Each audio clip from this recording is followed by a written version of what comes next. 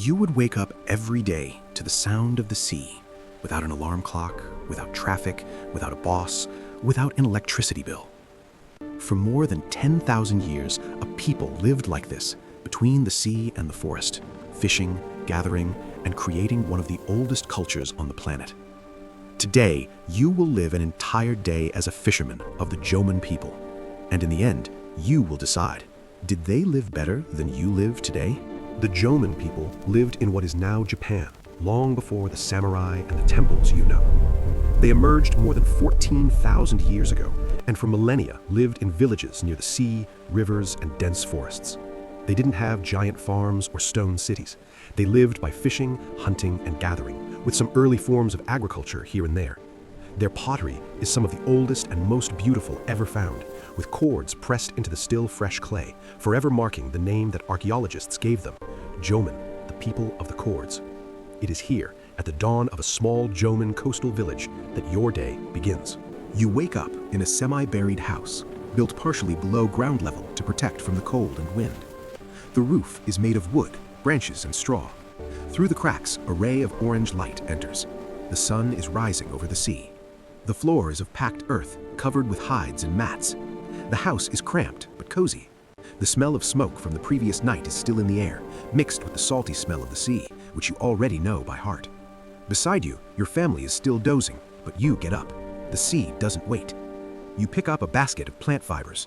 Check your fishing nets made with carefully woven fibers and a bone hook that you made yourself, patiently polishing it for hours over several days. Outside, the cool air cuts your face, but you're already used to it. The village begins to wake up. Some women tend to the embers that are still smoldering, rekindling the fire. Children stretch, some still wrapped in furs. The sun has barely appeared on the horizon, and you are walking towards the beach. The path to the sea is short. You pass by shells piled in heaps, remnants of generations of meals, silent marks that your people have been there for a long time. Upon reaching the beach, you are not alone. Other fishermen are already waiting. You exchange few words. Communication is simple, economical. Gestures are worth more than long speeches. The sea is calm. You feel the wind on your skin and observe the movement of the waves, trying to guess the mood of that day. Years of observing the sea have taught you to read signs that a city dweller would never perceive. You push a small boat made of rudimentary logs and planks, and it glides through the water. The muscles of your body work silently. Rowing is as natural as walking. Far enough from the shore, you cast the net, feeling its weight sink. Time passes slowly. There are no notifications, no clocks, only the swaying of the water and the sound of seabirds calling in the distance. When you pull the net, you feel resistance. Some fish struggle, gleaming in the sun. Maybe it's not the best fishing trip of the year, but it's enough. And for the Jomon, enough is a luxury. Back on the beach, you and the other fishermen unload the boats. The fish glisten on the wet sand. Some children run around curiously, trying to touch the scales, laughing when they get splashed with water. You organize yourselves without the need for bosses or supervisors. Everyone knows what needs to be done. The division isn't equal every day, but it's balanced over time. You take a portion of the fish home. Another portion will be shared in a large common space, feeding other members of the community. As you arrive home, the fire is already burning brightly. A woman, perhaps your partner or a close relative, is already separating roots, nuts, and some edible plants. She knows them intimately. She knows which ones heal, which ones nourish, and which ones kill. You clean the fish with a stone blade, sharpened with patience. Scales fall on a mat, mixing with remnants of other meals. The smell of salt and blood mixes with the aroma of smoke. Some fish are placed to roast on simple skewers, turned from time to time.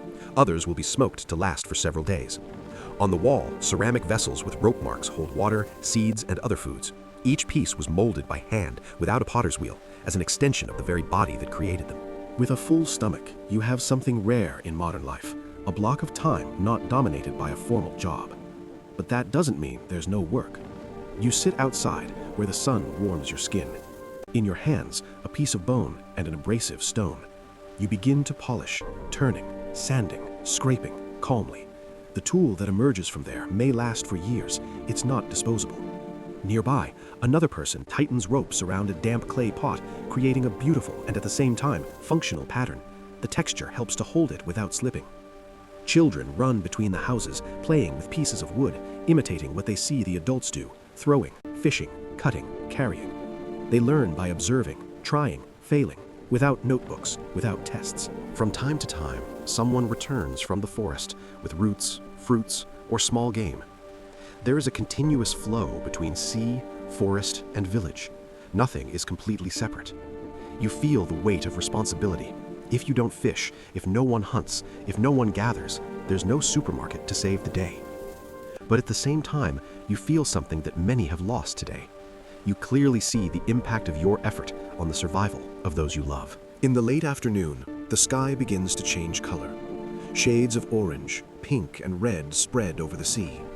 The wind grows cooler, but gentler. You walk to a higher point, perhaps a small elevation near the village. From there, you see the forest, the sea, the half-buried houses, and the smoke rising straight up in the calm air. In this world, the word environment doesn't exist. You are simply within it all the time. The sea is not a backdrop, it's the food on your plate. The forest is not a green area, it's a pharmacy, a market, and a temple all at the same time.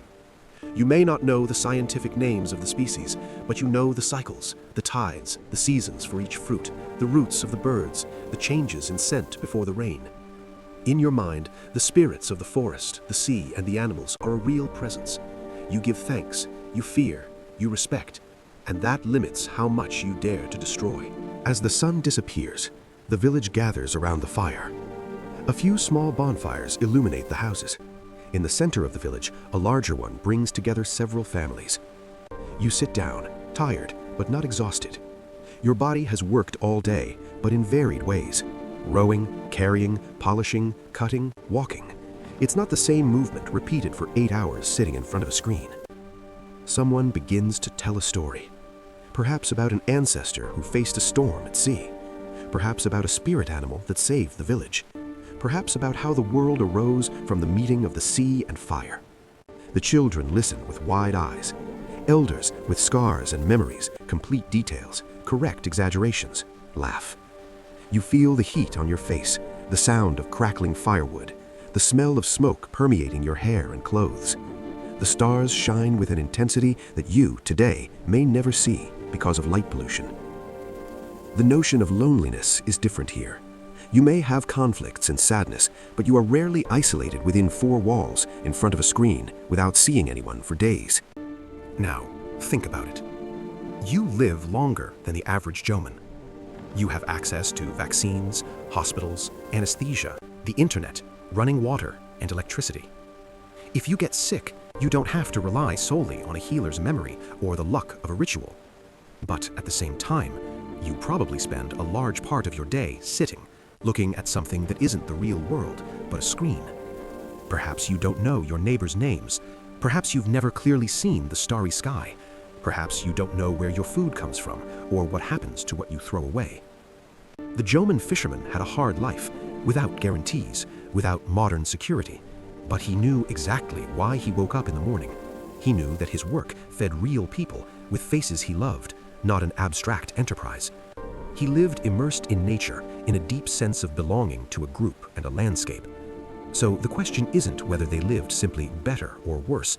The question is, in what aspects have we evolved, and in which ones have we perhaps lost our way? Lying down in that semi-underground house, listening to the sound of the sea, the Jomon fisherman doesn't make plans for 10 years from now. He's worried about tomorrow, about the next tide, about the next season. But in a strange way, perhaps he is more present in his own day than many of us will ever be. And you? If you could choose, would you live alongside the fire, the sea, and the forest? Or do you prefer the security, comfort, and chaos of modern life? On the next ancestral day, we will delve into the routine of another people forgotten by official history. Until then, remember that somewhere within you, there is still a little bit of that Jomon fisherman.